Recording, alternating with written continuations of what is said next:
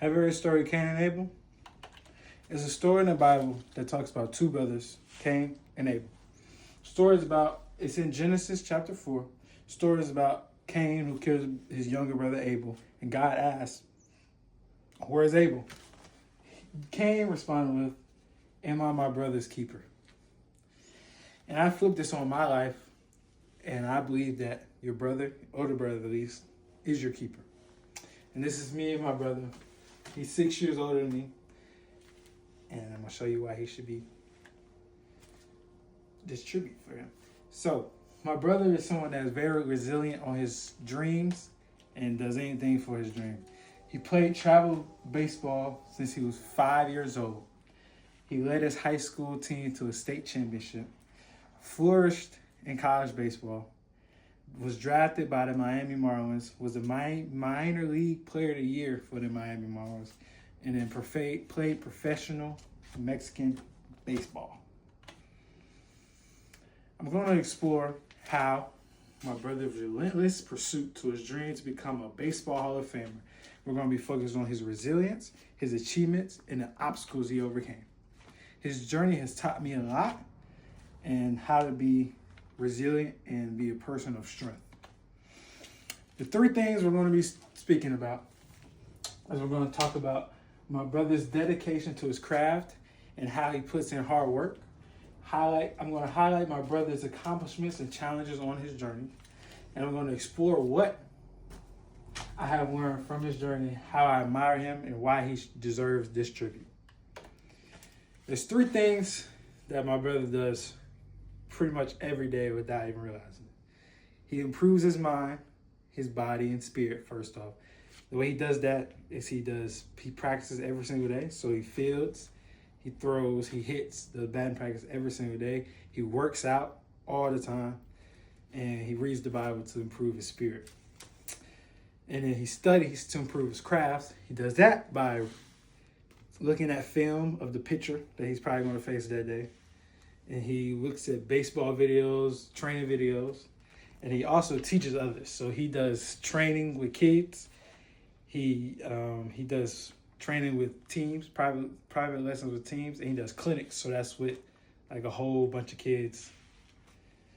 And then one of the most famous baseball players ever, Yogi Berra, he has a quote that says, "Baseball is 90% mental, the other half is physical."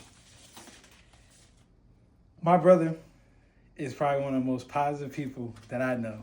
And you have to be positive in this game, because when you not hitting good and you get in a slump and you get really mad at yourself, you're just going to get worse and worse. So you have to be positive in this game. So this quote is 100% true. Now let's look closer at his challenges and accomplishments. So he won the Georgia High School State Championship with Reading High School. It was the first all African American team to win a state championship in Georgia. He was drafted twice, once by the Red Sox in high school, and the other time was by the Miami Marlins out of Cisco College. He was the Miami Marlins Player of the Year for the Miami Marlins in 2017, as it says over there. He was a Frontier League Player of the Year in 2021, and he was a Mexican Major League All-Star MVP. And that All-Star game actually had many MLB All-Star players. So you had Trevor Bauer, Didi Gregorius, and Robinson Cano. Those are two of them are going to be, one of them for sure is going to be a future Hall of Famer. And the other two have been All-Stars, multiple All-Star games appearances. These are the challenges that he's faced, though. So with accomplishment always comes challenges. He didn't select going to the Red Sox because it wasn't where he wanted to be. It was too low. So he bettered himself and went to college. And he had a knee injury with the Marlins, and he missed half the year with the Marlins.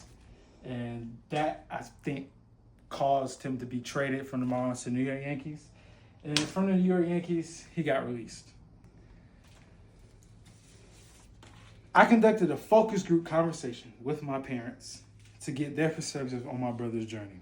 The question that I asked them was to share the one positive quality that stands out of my brother.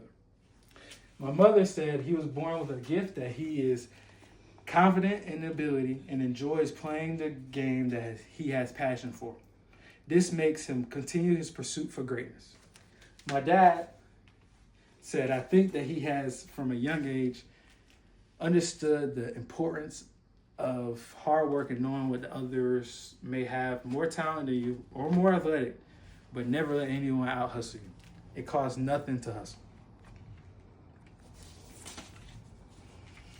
Now, I'm going to show you how my brother has impacted my own life. He has inspired me to pursue my baseball career. Understanding you cannot get too low on the lows or too high on the highs. So that pretty much means that you can't get too happy when you're doing really great. You can't get too happy or too low, too sad when you're doing really bad. Because if you get too happy when you get happy, when you get low, it's going to be like it's the worst thing ever. And he's taught me the importance of hard work and dedication. My brother's journey towards Baseball Hall of Fame has not only demonstrated power, resilience, and hard work, but has also influenced my understanding of what it means to stay committed to a dream no matter the challenges. I'll share with you my brother's accomplishments and his challenges in his baseball career, and how it has influenced my life and revealing why